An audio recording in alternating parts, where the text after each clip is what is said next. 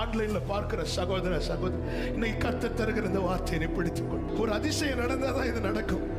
ஆண்டவர் சொல்லுகிற, நான் அதை காண பண்ணுவேன்.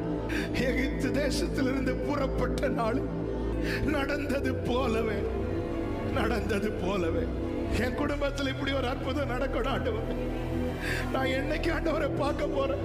பல நேரத்தில் நினைக்கலாம், ஐயோ நான் அடுத்த என் பிள்ளைக்கு நான் இன்னும் ஒன்னும் ஆயத்தம் பண்ணலையே, எனக்கு வயசாகுது, பிள்ளை வளர்ந்துட்டானே. சில பாதையில நடக்கிற உள்ளங்களோடு பரிசுத்த ஆவியானவர் பேசிக் கொண்டிருக்கிறார். என்னைக்கு ஒரே போல இருக்காது சகோதரா சகோதரி. இன்னைக்கு நீ சின்ன விஷயத்துக்கு கூட முறையிட வேண்டி இருக்கிறது.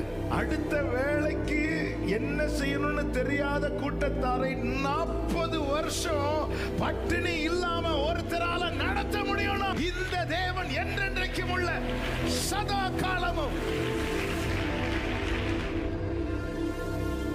மீகா 7வது அதிகாரம்